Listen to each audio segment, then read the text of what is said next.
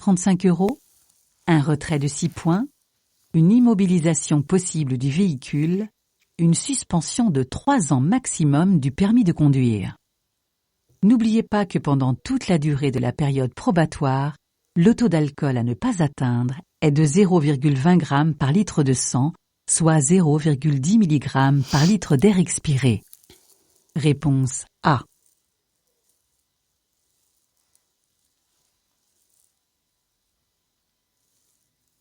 En se retournant pour calmer son enfant, cette conductrice se comporte correctement. Oui, réponse A. Non, réponse B.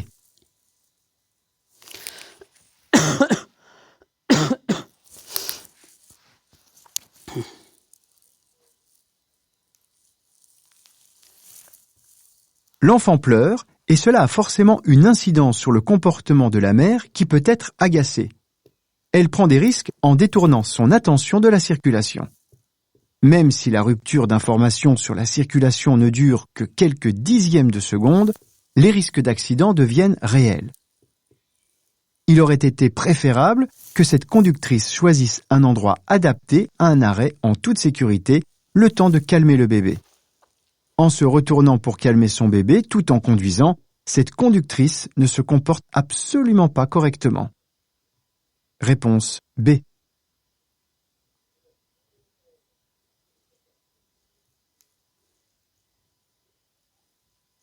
En cas d'accident matériel, le e-constat auto est reconnu valable par les assureurs. Oui, réponse A. Non, réponse B.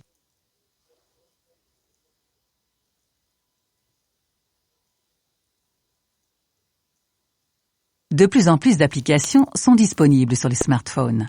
Il y a bien sûr les jeux, mais il y a aussi des applications qui facilitent certaines tâches fastidieuses comme le remplissage du constat amiable. Le e-constat est reconnu par les assureurs et certaines compagnies le proposent même à leurs clients. Il comporte les mêmes rubriques que le constat papier. Il propose une aide au remplissage et permet même de joindre les photos de l'accident. Une fois rempli, vous le transmettez directement par mail à votre assureur. Il dispose alors de tous les éléments pour traiter au plus vite votre sinistre. Comme pour le constat papier, il est préférable de pré-remplir vos coordonnées. Vous n'aurez plus ainsi qu'à vous concentrer sur les circonstances de l'accident. Réponse A.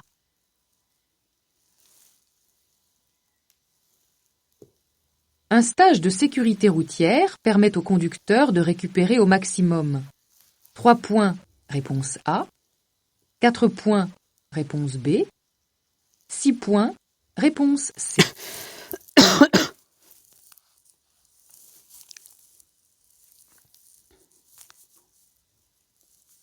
4 points. Pour récupérer les points perdus suite à des infractions, le conducteur contrevenant a le choix. Attendre 2 ou 3 ans, selon la gravité de la contravention ou du délit, sans la moindre infraction entraînant un autre retrait de points, et récupérer la totalité du capital, soit 12 points. Ou suivre un stage de sensibilisation à la sécurité routière. Ces stages sont d'une durée de 2 jours. Les formateurs abordent et sensibilisent sur les grands thèmes de la sécurité routière. À l'issue du stage, une attestation est remise aux participants, lui permettant de récupérer un maximum de 4 points. Durant la période probatoire, ce stage est obligatoire pour toutes les infractions entraînant un retrait d'au moins 3 points, sauf bien sûr si l'infraction entraîne la perte de validité du permis de conduire. Réponse B. Perdre tous les points lors de la période probatoire équivaut à un permis invalidé. Oui, réponse A. Non, réponse B.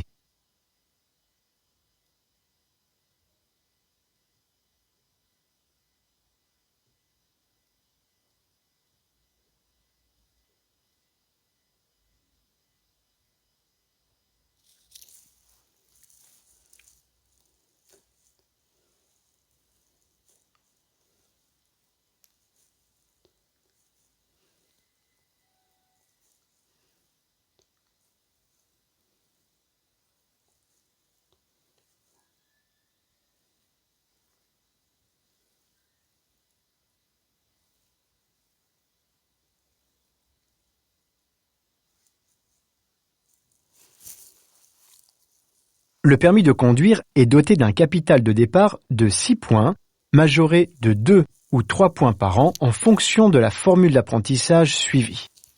Lorsque tout se passe bien, le conducteur acquiert 12 points au bout de 2 ou 3 ans. Lorsqu'il commet des infractions, il se voit retirer des points.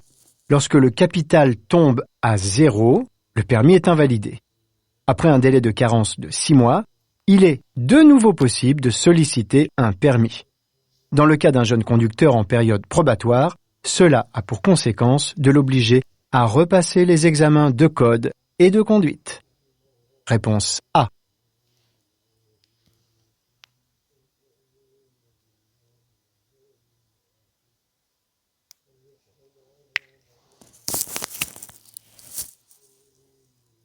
Ne pas s'arrêter à un contrôle, c'est commettre un délit de fuite. Réponse A. Un refus d'obtempérer. Réponse B.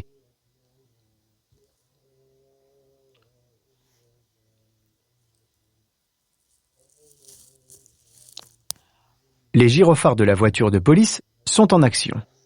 L'usager qui les précède ne doit surtout pas tenter de s'enfuir. Il doit s'arrêter dès que les circonstances lui permettront de stationner en toute sécurité. Pour des raisons de sécurité, les forces de l'ordre peuvent retirer sur le champ le permis d'un conducteur. Le délit de fuite est le fait de ne pas s'arrêter alors qu'on est impliqué dans un accident de la route. Ne pas s'arrêter sur l'ordre d'un agent constitue un refus d'obtempérer.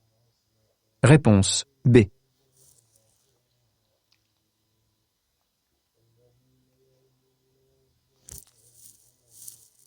Lors d'un contrôle routier, je risque une amende si le certificat d'immatriculation n'est pas à mon nom. Oui, réponse A. Non, réponse B.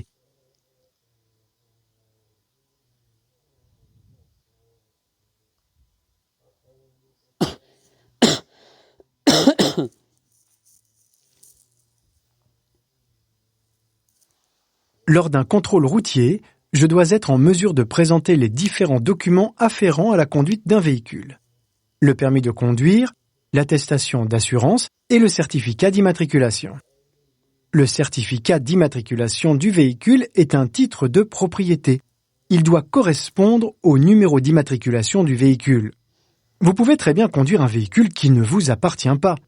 À partir du moment où vous présentez le certificat d'immatriculation correspondant au véhicule, vous ne risquez pas une amende si le certificat d'immatriculation n'est pas à votre nom. Réponse B.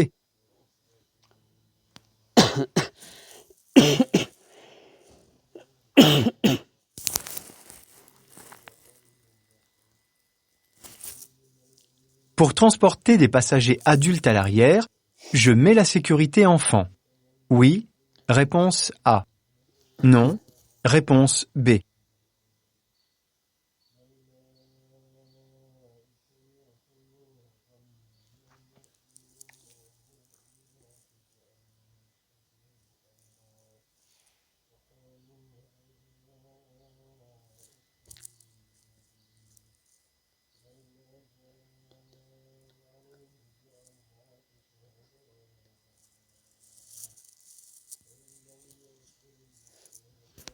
Transporter des passagers adultes, c'est transporter des passagers responsables, qui peuvent déduire les risques liés à la route.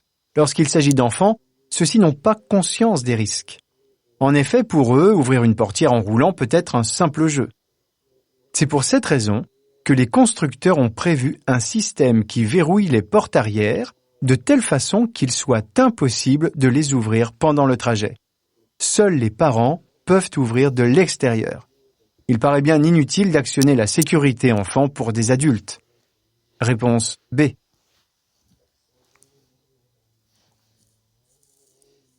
Titulaire du permis catégorie B, ce conducteur peut tracter cette remorque de 500 kg. Oui, réponse A. Non, réponse B.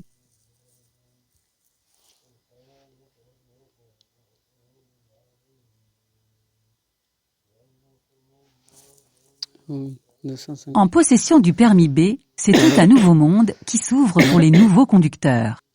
Par exemple, il devient possible de conduire une voiture pouvant comporter 9 places assises, dont celle du conducteur.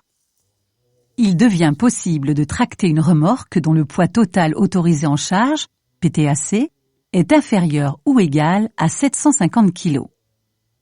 Il devient possible de tracter une remorque dont le PTAC est supérieur à 750 kg, mais sous certaines conditions.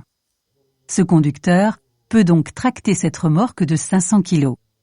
Il aura juste une formalité à accomplir, faire coïncider l'immatriculation de la remorque avec celle de la voiture. Réponse A.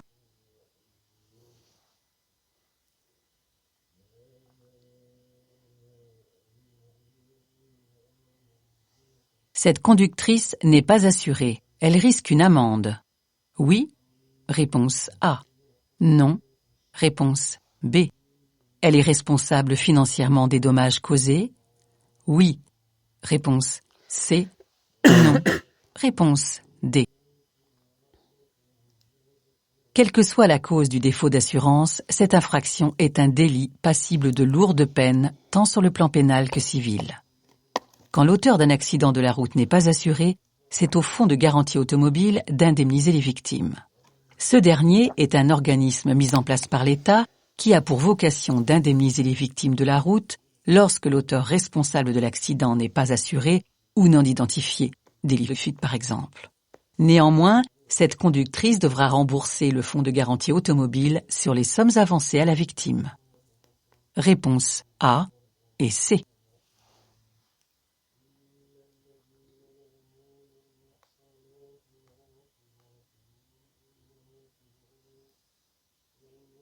Un conducteur novice suivra un stage de sécurité routière s'il commet une infraction entraînant un retrait de 1 point.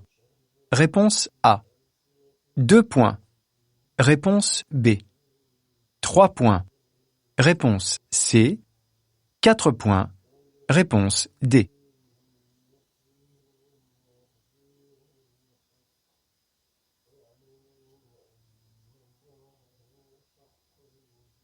Un conducteur novice vient suivre une formation en auto-école afin de lui faire prendre conscience des dangers liés à la route et aux besoins d'une mobilité citoyenne. S'il commet une infraction entraînant une perte de 3 points et plus, c'est qu'il n'a pas compris le message. Alors il devra suivre un stage de sensibilisation à la sécurité routière. Réponse C et D.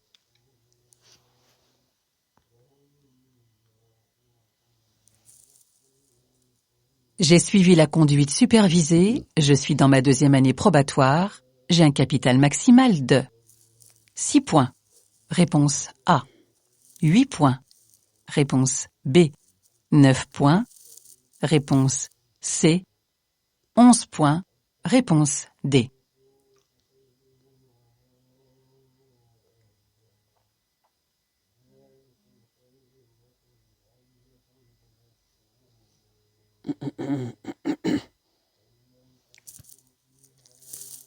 Le permis probatoire est un système qui permet de capitaliser des points tous les ans. L'obtention du permis de conduire à la base nous gratifie de 6 points. 2 cas de figure diffèrent. Ceux qui ont subi un apprentissage via la conduite accompagnée gagnent 3 points après la première année écoulée. Ceux qui ont suivi un apprentissage traditionnel ou conduite supervisée gagnent 2 points après la première année écoulée. Par conséquent, après la conduite supervisée et pendant la 2e année de conduite probatoire, j'ai un capital de 8 points. Réponse B.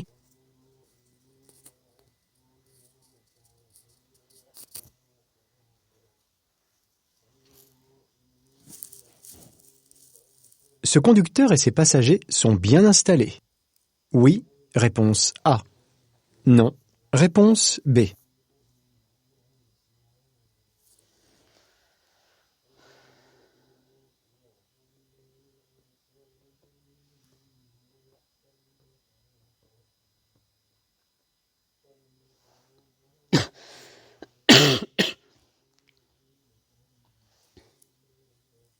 Lorsque vous êtes conducteur, vous avez sous votre responsabilité l'ensemble des passagers.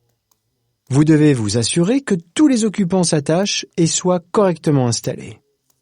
À l'avant, le passager et le conducteur sont bien installés, la ceinture est bouclée. En revanche, à l'arrière, le passager central n'a pas bouclé sa ceinture de sécurité.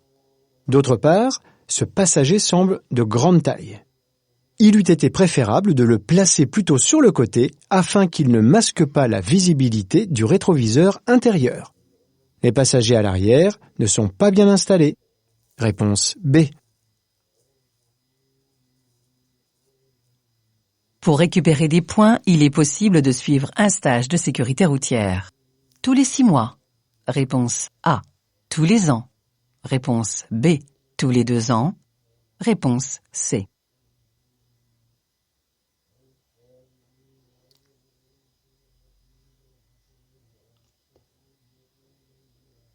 Le capital de 12 points peut fondre rapidement si le conducteur commet plusieurs infractions. Pour éviter l'invalidation du permis suite à la perte totale des points, il est possible de suivre un stage de récupération de points, mais seulement une fois par an.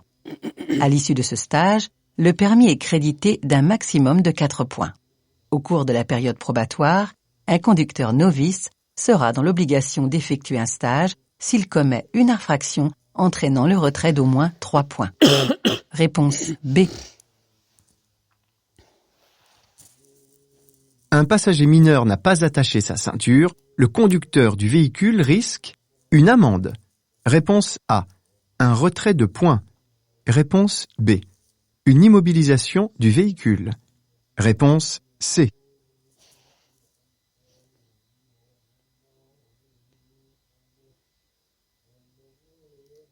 Lorsque vous êtes conducteur, vous avez sous votre responsabilité l'ensemble des passagers de votre véhicule. Vous devez vous assurer que tous les occupants s'attachent, qu'ils soient majeurs ou mineurs. C'est lorsque le passager sans ceinture a moins de 18 ans que le conducteur s'expose à une forte amende. Par ailleurs, même si le conducteur ne risque ni retrait de points, ni l'immobilisation de son véhicule, il reste le garant des règles de sécurité à l'intérieur de son véhicule. Réponse A.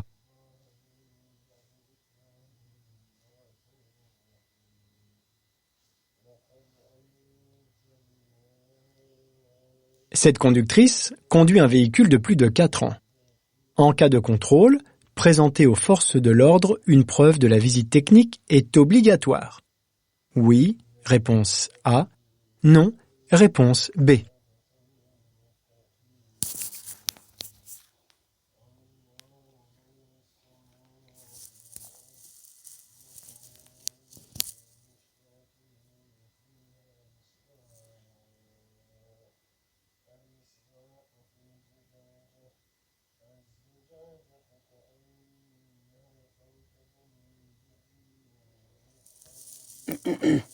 Les véhicules légers doivent faire l'objet d'un contrôle technique dans les 6 mois présentant l'expiration d'un délai de 4 ans à compter de la date de leur première mise en circulation.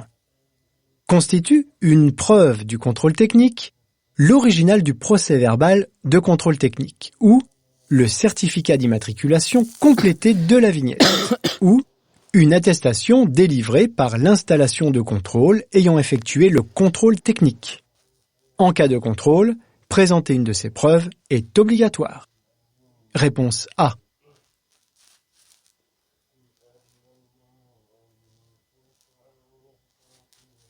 En cas de contrôle par la police, je présente l'attestation d'assurance, réponse A.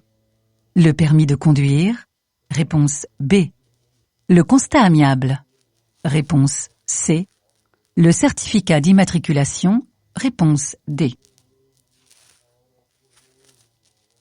Conduire une voiture nécessite d'avoir avec soi quelques documents, tels que l'attestation d'assurance. Conduire sans assurance est grave, dans la mesure où son rôle est d'indemniser les dommages causés aux autres et à soi-même. Le permis de conduire. Conduire sans permis valable est la même chose que conduire sans assurance. La carte grise ou certificat d'immatriculation, qui est l'autorisation de circuler et qui permet une identification avec le numéro d'immatriculation.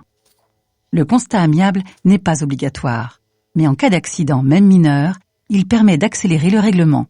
Réponse A, B et D.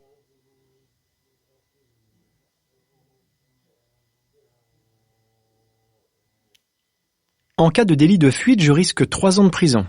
Oui, réponse A. Non, réponse B.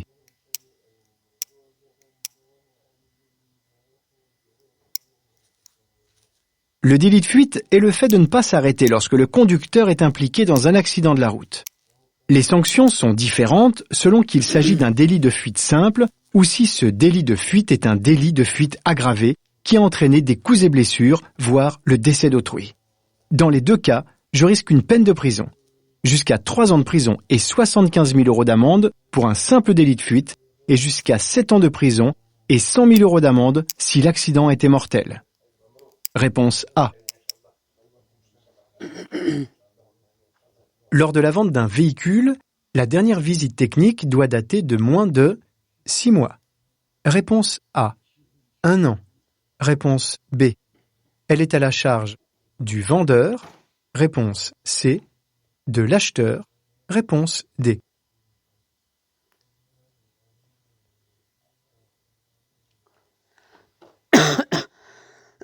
La visite technique a été instaurée pour maintenir le parc automobile en bon état. Après l'achat, le véhicule doit subir un premier contrôle au plus tard 4 ans après sa mise en circulation, puis tous les 2 ans. Cependant, lors de la vente, le propriétaire doit présenter un contrôle technique datant de moins de 6 mois. Réponse A et C.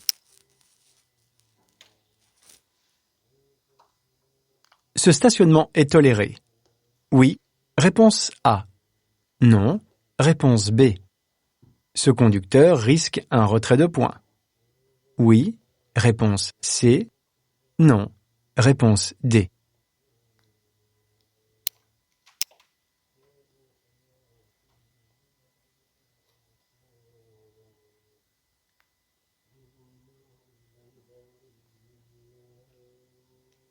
Cette voiture chevauche le trottoir. Et le trottoir est un lieu d'aller et venue réservé aux piétons. Il est aisé d'imaginer que le conducteur de cette voiture pourrait blesser un piéton s'il décidait de quitter les lieux un peu trop rapidement et en marche arrière. En effet, la roue avant droite laisse supposer un mouvement large sur celui-ci.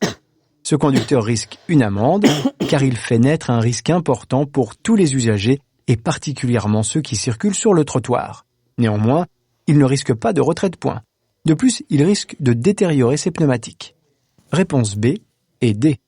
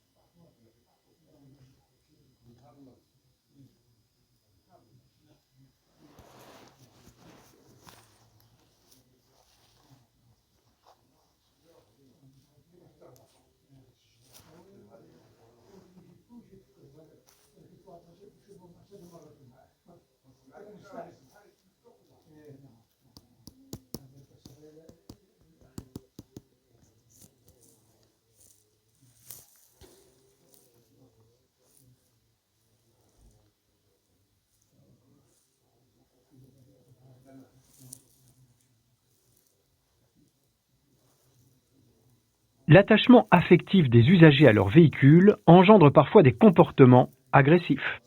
Oui, réponse A. Non, réponse B. Dangereux. Oui, réponse C. Non, réponse D.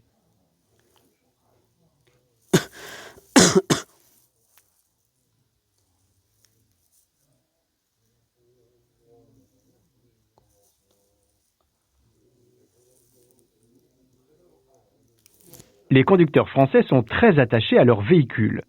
Ce qui fait qu'une situation sans autre dommage que de petits bobos matériels peut tout de même faire perdre son sang-froid à un conducteur très attaché à son véhicule. Son comportement peut alors se traduire par des violences verbales et parfois aller jusqu'à des violences physiques. Certains vont même jusqu'à utiliser leur véhicule comme une arme.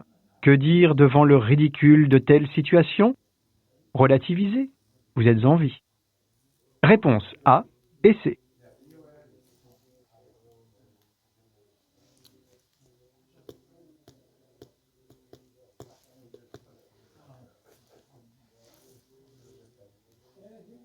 Ce panneau indique une aire piétonne. Réponse A. Une zone de rencontre. Réponse B. Une zone 30. Réponse C. Une voie verte. Réponse D. Ce panneau indique une aire piétonne. Il s'agit d'un espace public comportant de nombreux commerces où la vie locale est très importante. Cet espace est dédié aux piétons. Il bénéficie de la priorité de passage sur tous les autres usagers. Les cyclistes et les véhicules admis doivent y circuler à l'allure du pas, ce qui signifie une vitesse aux alentours de 6 km/h. Ce panneau indique une zone de rencontre. Celui-ci signale une zone où la vitesse est limitée à 30 km/h. Celui-là indique une voie verte. Réponse A.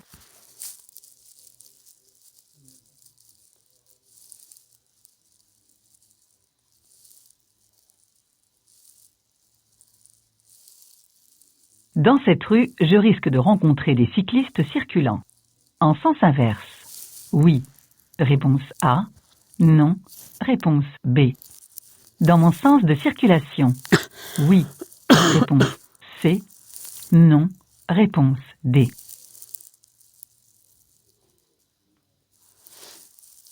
Ce panneau est un double sens cyclable, c'est-à-dire que cette rue à sens unique a été aménagée pour que les cyclistes, et seulement eux, puissent l'emprunter dans les deux sens de circulation. Je peux donc rencontrer des cyclistes dans mon sens de circulation, bien sûr, mais aussi dans le sens de circulation inverse. Réponse A et C.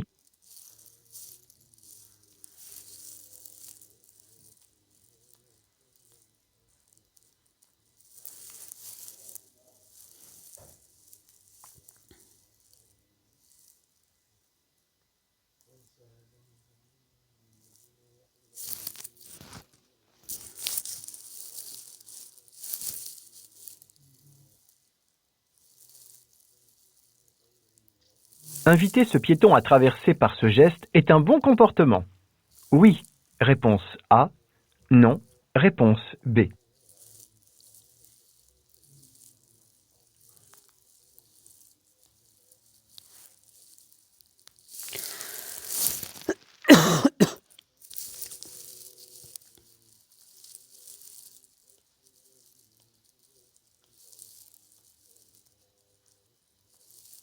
Il est bien entendu que le code de la route ne nous impose pas l'obligation de faire un signe pour laisser passer un piéton. Néanmoins, même si celui-ci est prioritaire, il est important d'adopter une conduite apaisée, en communiquant avec les autres. De plus, j'enlève les doutes qu'il pourrait avoir avant de traverser la chaussée. Rappelons que de nombreux accidents sont dus à un manque de communication, ce qui entraîne une incompréhension entre les usagers. Enfin, on peut penser que je l'incite à reproduire le même comportement lorsqu'il sera à ma place. Réponse A.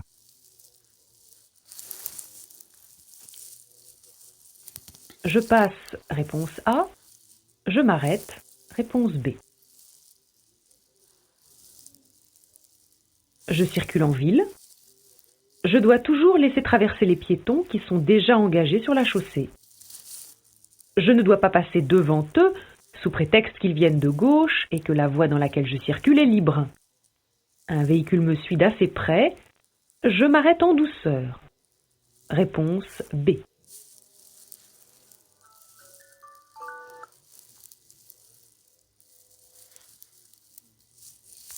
Je dépasse le cycliste. Oui. Réponse A. Non. Réponse B.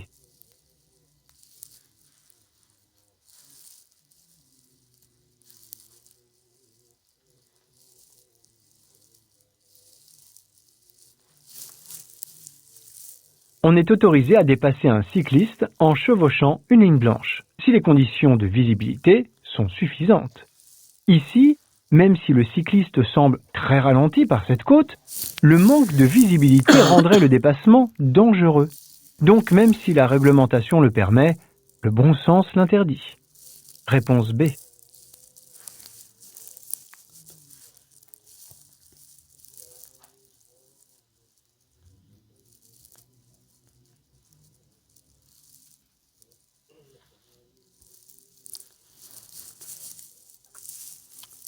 Je serre à droite et je ralentis. Réponse A. Je ralentis et je serre à droite. Réponse B.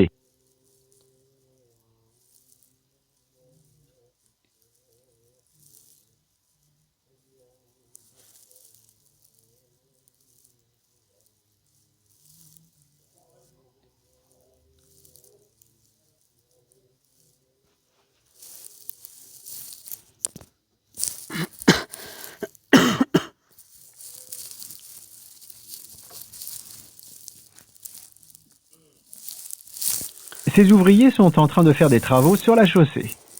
Pour passer à côté d'eux, je fais le choix d'adapter l'allure et de m'écarter afin d'empiéter le moins possible sur leur zone d'incertitude. Effectivement, il est important de toujours adapter l'allure avant de modifier sa trajectoire, et encore plus si l'on doit mordre sur le bas-côté. Cela afin d'éviter de perdre le contrôle du véhicule, ce dernier étant à cheval sur deux surfaces différentes. Réponse B.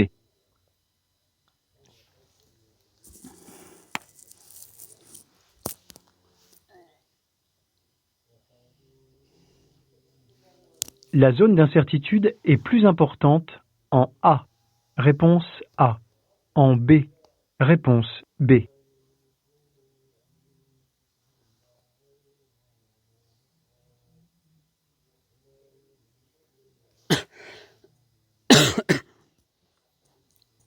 On appelle zone d'incertitude l'espace de sécurité autour d'un usager ou d'un véhicule. La zone d'incertitude correspond aux possibilités de changement de trajectoire pour un usager ou un animal. Un piéton qui nous fait face a moins de chances de traverser devant notre véhicule. Effectivement, le fait de nous voir lui permet d'évaluer notre vitesse d'approche ainsi que les risques éventuels d'un croisement, à la différence d'un piéton qui nous tourne le dos. Aussi, les usagers qui ont la zone d'incertitude la plus importante sont ceux qui me tournent le dos, donc ceux en zone B. Réponse B. Comme ça, là.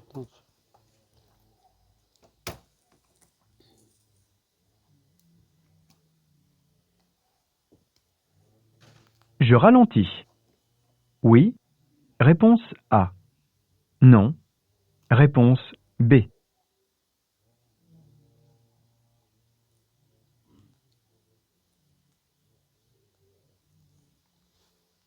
Je circule en agglomération. Des véhicules sont stationnés de part et d'autre de la chaussée. J'observe que de chaque côté, plusieurs piétons sont présents. Ces personnes rejoignent le trottoir. Ces deux-là, en revanche, pourraient faire un écart vers le milieu de la chaussée. D'autres pourraient se trouver devant le passage piéton. Ce sont tous des usagers très vulnérables.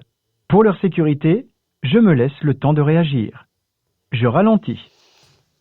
Réponse A.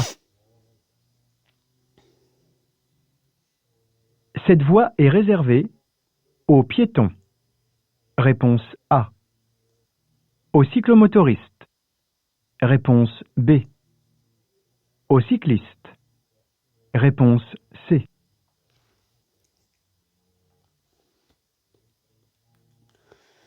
Le cycliste est un usager particulièrement vulnérable et pour le protéger un peu du flot de la circulation, souvent plus rapide, des bandes cyclables sont matérialisées.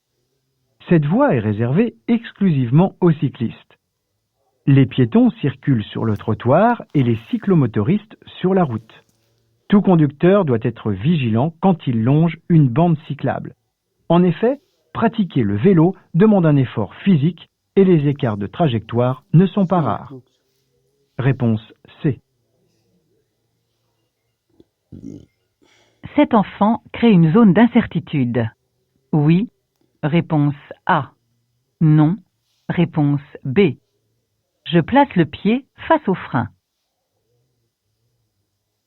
Une zone d'incertitude est une zone qui n'est pas précisément définie et que l'on doit pourtant circonscrire rapidement. Dans cet exemple, il est impossible de connaître les intentions de ce garçon arrêté sur le passage piéton et faisant face à un céder le passage. En tant que conducteur, je dois être en mesure d'imaginer divers scénarios. L'enfant peut envisager de traverser la chaussée en courant, de faire demi-tour, de venir vers moi ou de s'éloigner sur le trottoir. Pour éviter tout danger, je place le pied devant le frein et je continue d'avancer très lentement. Réponse A et C.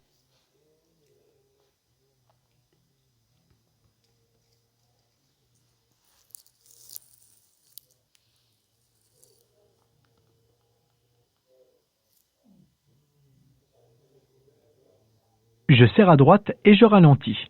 Réponse A. Je ralentis et je serre à droite. Réponse B.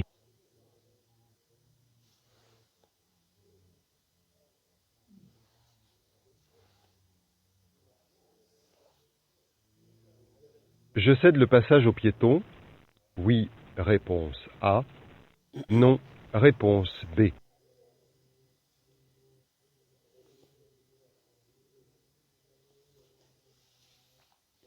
Ce piéton s'élance dans la traversée de cette rue. Bien qu'il soit dans la voie de gauche, je ne dois pas l'obliger à s'arrêter au niveau de la ligne axiale pour me glisser derrière la voiture blanche. Lorsqu'un piéton s'est engagé sur une chaussée, je dois m'arrêter pour le laisser traverser en toute sécurité. Réponse A.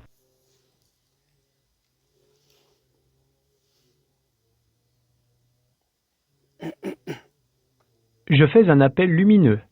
Réponse A. Je ralentis. Réponse B. Je serre à droite. Réponse C. Je maintiens l'allure. Réponse D.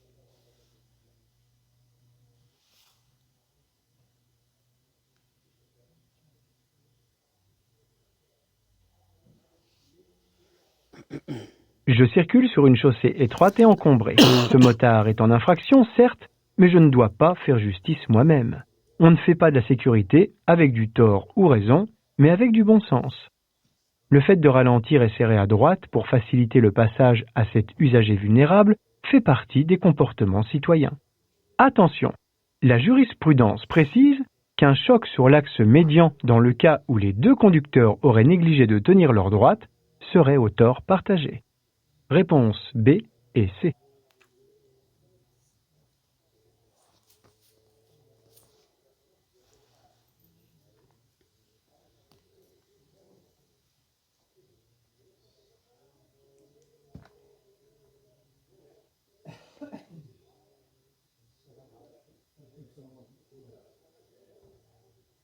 Le danger le plus important est en zone A. Réponse A. B. Réponse B. Je freine. Oui. Réponse C. Non. Réponse D.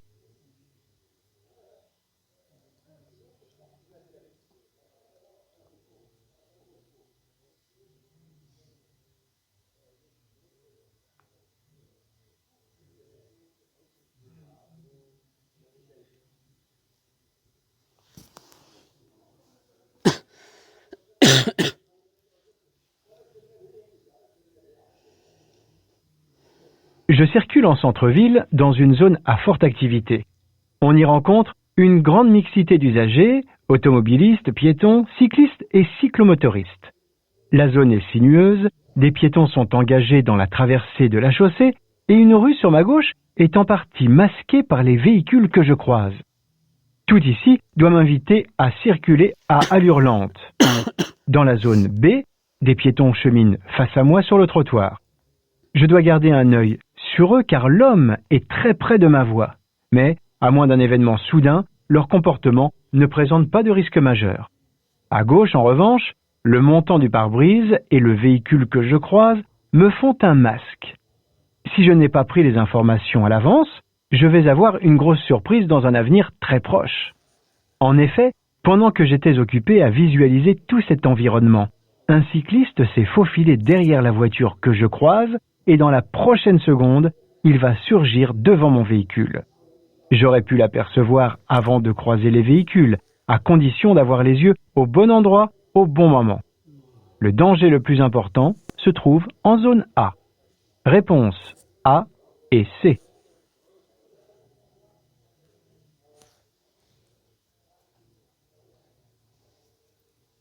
Je laisse démarrer le véhicule bleu. Oui, réponse A. Non, réponse B.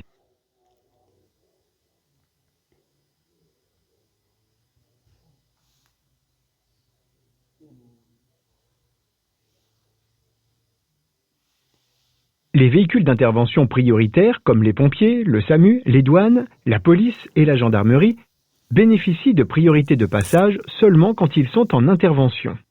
Ils doivent alors faire usage de leurs avertisseurs spéciaux, le gyrophare bleu, sirène à 2 temps. Dans cette situation, le véhicule bleu doit être considéré comme un usager ordinaire. Il cherche à quitter son stationnement, c'est à lui de me céder le passage. Je ne dois pas le laisser démarrer. Réponse B. Je roule à 30 km/h. Le bus vient d'allumer son clignotant. Je lui facilite le passage? Réponse A. Ou je passe? Réponse B.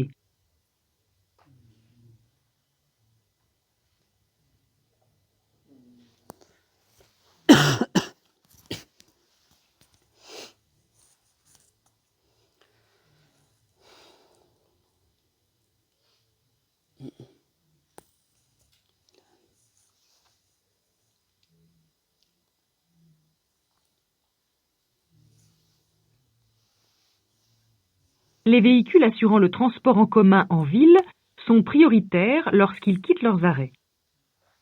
Il convient donc aux autres usagers de s'arrêter afin de leur permettre de s'insérer plus facilement dans le trafic urbain. Je facilite le passage à ce bus qui a des horaires à respecter. Réponse A.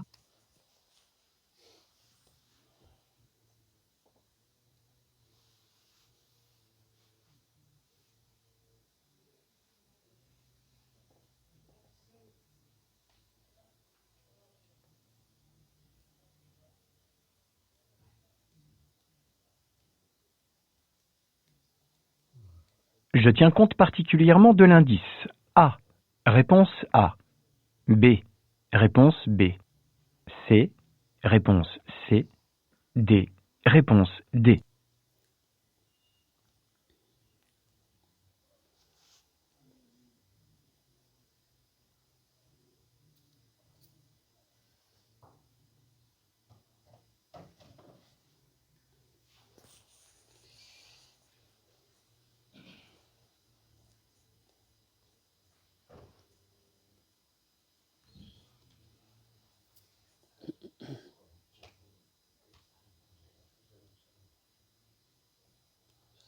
La circulation est dense et le nombre d'informations est important.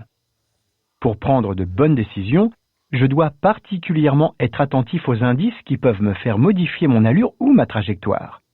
Derrière moi, le véhicule blanc maintient une distance de sécurité correcte. De par son positionnement, la camionnette ne semble pas vouloir changer de voie. De plus, le conducteur n'a pas actionné le clignotant. Le véhicule noir change de direction. Il empiète sur la bande cyclable. Le cycliste risque de faire un écart, je dois surveiller sa progression. C'est l'indice le plus utile. Réponse D. Je ralentis. Oui, réponse A. Non, réponse B.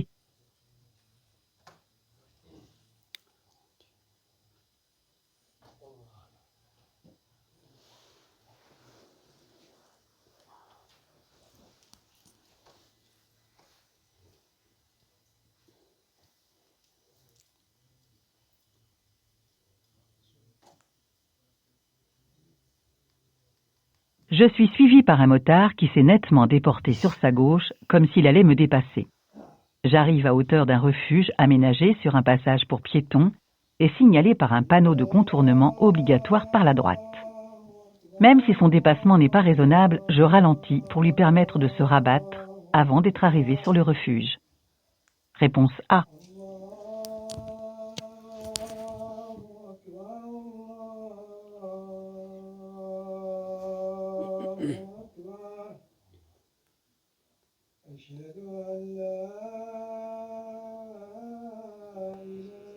Je dépasse la cycliste.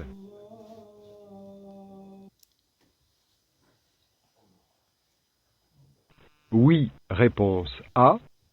Non, réponse B. Je klaxonne. Oui, réponse C. Non, réponse D.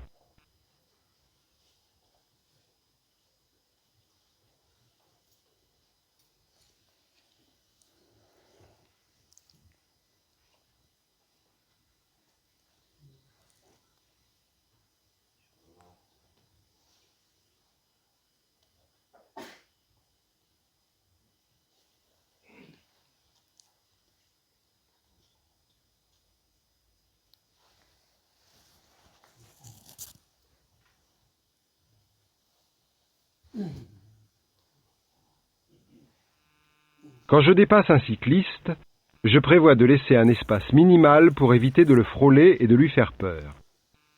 Il doit être au minimum de 1,50 m hors agglomération et d'1 mètre en agglomération. Si je décide de dépasser la cycliste dès maintenant, j'arriverai à sa hauteur au moment où je croiserai le camion. Je ne disposerai plus d'espace de sécurité suffisant. La ligne à droite de la cycliste n'indique pas la présence d'une bande cyclable, mais délimite le début de l'accotement. La cycliste circule à sa place. Klaxonner pourrait l'effrayer inutilement. Je m'en dispense. Réponse B et D.